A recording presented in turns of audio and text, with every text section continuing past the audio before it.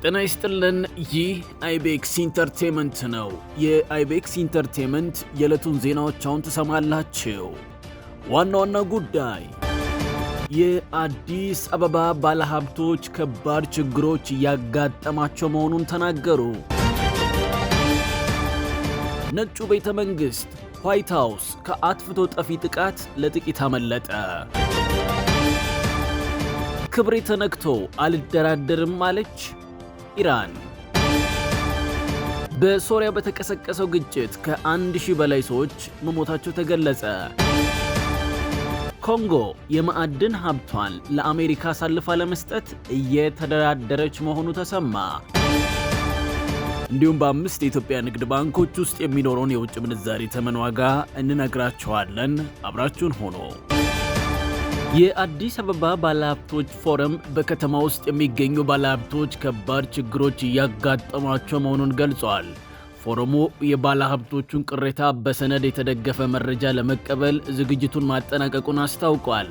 የባለሀብቶቹ ፕሬዝዳንት አቶ አሸናፊ ሙሴ አያሌው እንደገለጹት ባለሀብቶቹ አላግባብ ድርጅቶቻቸው መታሸግ፣ መፍረስ፣ መነጠቅ፣ መቀማት፣ ስራ እንዲያቆሙ መደረግ፣ ያላመኑበትን ከፍተኛ ግብርና ታክስ ለማስከፈል ማስገደድ፣ የባንክ አካውንታቸውን መታገድ፣ ከሀገር እንዳይወጡ ወይም እንዳይገቡ እየተደረጉ ነው ብለዋል።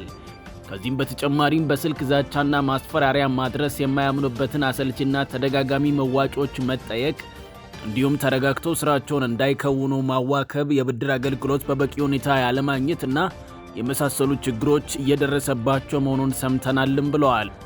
ይህን ተከትሎ ፎረሙ ከመጋቢት 1 እስከ 27 ቀን 2017 ዓ.ም ድረስ የከተማውን ባለሀብቶች ቅሬታ በሰነድ የተደገፈ መረጃ ለመቀበል መዘጋጀቱንና ባለሀብቶቹ መረጃውን በሰነድ በማቅረብ እንዲተባበሩ ጥሪ አቅርበዋል። የባለሀብቶቹ ቅሬታ ከተሰበሰበ በኋላ ለሚመለከተው አካል በማቅረብ ችግሮቹ እንዲፈቱ ፎረሙ እንደሚሰራ አቶ አሸናፊ ሙሴ አያሌው ተናግረዋል። ነጩ ቤተ መንግሥት ዋይት ሃውስ ከአጥፍቶ ጠፊ ጥቃት ለጥቂት አመለጠ። የአሜሪካ ሚስጥራዊ አገልግሎት ሴክሬት ሰርቪስ ከዋይት ሃውስ በቅርብ ርቀት ላይ ለጥቃት ሲጠባበቅ የነበረ አጥፍቶን ጠፊ ሳይሆን አይቀርም ያለውን ታጣቂ ተኩሶ ጉዳት አድርሷል። ታጣቂው ፕሬዝዳንት ዶናልድ ትራምፕ የጥቃቱ ኢላማ ለማድረግ ውጥን ይኖረው አይኖረው በአገልግሎቱ የተባለ ነገር የለም። ጥቃት ሊያደርስ ነበር የተባለው ታጣቂ ሆስፒታል መግባቱን የአገልግሎቱ ቃል አቀባይ በኤክስ ገጻቸው ላይ አስፍረዋል። በሴክሬት ሰርቪስ የተተኮሰበት ግለሰብ በሕይወት ስለመኖሩም ሆነ ስለ ጉዳቱ የተገለጸ ነገር የለም። ምሽቱን በዋይት ሃውስ አቅራቢያ መኪናውን አቆሞ አንዳች ነገር ሲጠባበቅ ነበር ተብሏል። ጉዳት የደረሰበት ታጣቂ ፕሬዝዳንት ዶናልድ ትራምፕ የሳምንቱን መጨረሻ ቀናት በፍሎሪዳው ማር-አላጎ ቅንጡ መኖሪያቸው ለማሳለፍ በመሄዳቸው በዚህ የግርግር ሰዓት በዋይት ሃውስ አልነበሩም። የአገልግሎቱ ባልደረቦች ምንም አይነት ጉዳት እንዳልደረሰባቸው የተነገረ ሲሆን ከአካባቢ ፖሊስ ለጥቃት የተዘጋጀ አጥፍቶ ጠፊ ጥቃት ወደ ዋይት ሃውስ እየቀረበ ስለመሆኑ ቀድሞ ለዩኤስኤስ መረጃ ደርሶት እንደነበረም ይፋ ሆኗል። ወደ ግለሰቡ የአገልግሎት አባላት ሲያመሩ ታጣቂው ለመተኮስ ሲዘጋጅ ተመቷልም ተብሏል። ተጠርጣሪው ከኢንዲያን ወደ ዋሽንግተን ያቀና ሲሆን ከዋይት ሃውስ እጅግ በቅርብ ርቀት ላይ ለጥቃት ሲጠባበቅ ነበር የሚል መረጃ ወጥቷል። በጉዳዩ ላይ አሁን ምርመራው እንደሚቀጥል የጸጥታ ኃይሎች አሳውቀዋል። ዶናልድ ትራምፕ ከዚህ ቀደም የግድያ ሙከራዎችን ማስተናገዳቸው ይታወሳል። ክብሬ ተነክቶ አልደራደርም አለች ኢራን። የኢራኑ ሁለንተናዊ መሪ አያቶላህ አሊ ኻሜኒ ምዕራባውያን የኑክሌር ድርድርን ለተጽዕኖ ፈጣሪነታቸው ማረጋገጫ እየተጠቀሙበት ነው ሲሉ ወቅሰዋል። አያቶላ ይህንን ሐሳብ የሰጡት ዶናልድ ትራምፕ የኒውክሌር ድርድርን በተመለከተ ስምምነት ላይ ካልተደረሰ ኃይል ልንጠቀም እንችላለን ማለታቸውን ተከትሎ ነው። ሪፐብሊካኑ ዶናልድ ትራምፕ ዋሽንግተን ኃይል ልትጠቀም እንደምትችል ፍንጭ መስጠታቸው ኻሜኒን አበሳጭቷቸዋል። አንዳንድ ጫና መፍጠር የሚፈልጉ መንግስታት ድርድሩ ላይ ትኩረት ያደርጋሉ፣ ነገር ግን ዓላማቸው መፍትሄ ማምጣት አይደለምም ብለዋል። እነዚህ መሪዎች ዓላማቸው የሚፈልጉትን ሁሉ በአንድ ሀገር ላይ መጫንና የተጽዕኖ ፈጣሪነታቸውን አድማስ ማስፋት ነው የሚል አቋማቸውን አንጸባርቀዋል። መሪው አያቶላ በኤክስ ገጻቸው ላይ ባሰፈሩት መልእክት 3 የአውሮፓ ሀገራት ኢራን የ2015ቱን የኒውክሌር ስምምነት አላከበረችም የሚል መግለጫ ማውጣታቸውን ይፋ አድርገዋል። እናንተስ ግዴታችሁን ተወጥታችኋል ወይ ተብሎ መጠየቅ አለባቸው በሚልም ሐሳባቸውን በጥያቄ መልክ አጠናክረዋል።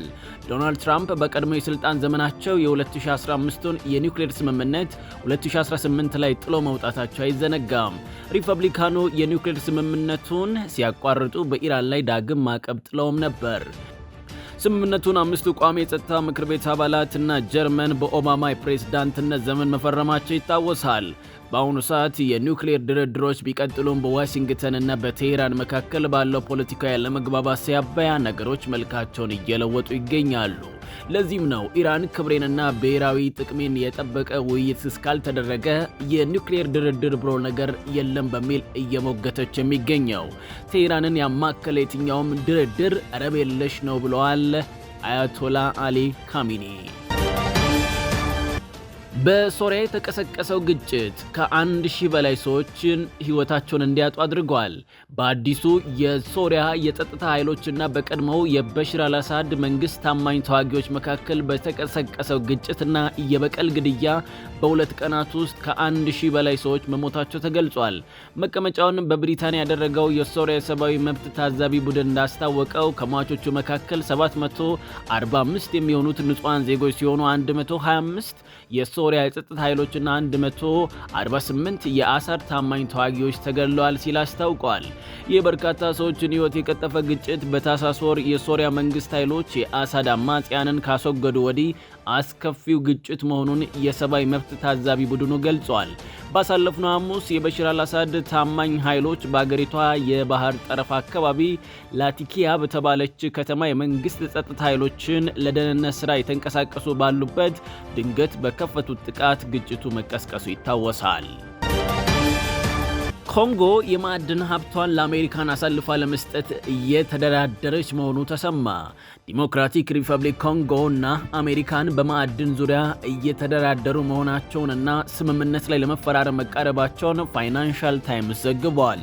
ይህ ስምምነት አሜሪካ ተዝቆ አያልቅም የሚባልለትን የኮንጎ የማዕድን ክምችት እንዳሻት ለመጠቀም ያስችላታልም ተብሏል። ኮንጎ የማዕድን ሀብቷን ለአሜሪካ አሳልፋ ለመስጠት እየተደራደረች ያለችው አሜሪካ በማዕድኗ ምትክ በኮንጎ እየተካሄደ ያለውን ጦርነት ለማስቆም የጸጥታ ድጋፍ ልታደርግ በምትችልበት ሁኔታ ላይ መሆኑም ተመላክቷል። ክቡራትና ክቡራን ዛሬ በ5 የኢትዮጵያ ንግድ ባንኮች ውስጥ የሚኖረውን የውጭ ምንዛሬ ተመን ዋጋ እንንገራችሁ። ከኢትዮጵያ ንግድ ባንክ እንጀምራለን። በኢትዮጵያ ንግድ ባንክ አንድ አሜሪካን ዶላር በ124 ብር ከ0086 ሳንቲም ይገዛል። በ126 ብር 4888 ሳንቲም ይሸጣል። ፓውንድ በ152 ብር 3866 ሳንቲም ይገዛል። በ158 ብር 3892 ሳንቲም ይሸጣል። ዩሮ በ128 ብር 3365 ሳንቲም ይገዛል። በ130 ብር 9032 ሳንቲም ይሸጣል። አቢሲኒያ ባንክ በአቢሲኒያ ባንክ አንድ አሜሪካን ዶላር በ128 ብር ከ009 ሳንቲም ይገዛል። በ130 ብር 5609 ሳንቲም ይሸጣል። ፓውንድ በ156 ብር 3609 ሳንቲም ይገዛል። በ159 ብር 4881 ሳንቲም ይሸጣል። ዩሮ በ136 ብር 1868 ሳንቲም ይገዛል። በ138 ብር 9105 ሳንቲም ይሸጣል። ዳሽን ባንክ በዳሽን ባንክ አንድ አሜሪካን ዶላር በ128 ብር 1011 ሳንቲም ይገዛል። በ130 ብር 6631 ሳንቲም ይሸጣል። ፓውንድ በ157 ብር 4839 ሳንቲም ይገዛል። በ160 ብር 6336 ሳንቲም ይሸጣል። ዩሮ በ137 ብር 0682 ሳንቲም ይገዛል። በ139 ብር 8095 ሳንቲም ይሸጣል። ኦሮሚያ ባንክ በኦሮሚያ ባንክ አንድ አሜሪካን ዶላር በ128 ብር ከ0994 ሳንቲም ይገዛል። በ130 ብር 6614 ሳንቲም ይሸጣል። ፓውንድ በ162 ብር 3019 ሳንቲም ይገዛል። በ165 ብር 5480 ሳንቲም ይሸጣል። ዩሮ በ134 ብር 4788 ሳንቲም ይገዛል። በ137 ብር 1683 ሳንቲም ይሸጣል።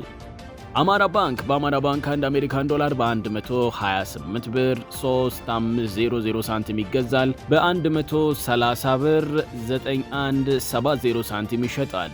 ፓውንድ በ162 ብር 4013 ሳንቲም ይገዛል በ165 ብር 6493 ሳንቲም ይሸጣል። ዩሮ በ134 ብር 1386 ሳንቲም ይገዛል በ136 ብር 8214 ሳንቲም ይሸጣል። መልካም ግብይት። ክቡራትና ክቡራን ከአይቤክስ ኒውስ የዕለቱ ዜናዎች ይህንን ይመስል ነበር። ስለተከታተላችሁ እናመሰግናለን። የአይቤክስ ኒውስ የዩቲዩብ ቻናልን ሰብስክራይብ፣ ሼር እና ላይክ ያድርጉ። ለወዳጅ ዘመዶም ያጋሩ። ወዳጅነታችን ይጠንክር። መልካም ቀን ይሁኑልዎት።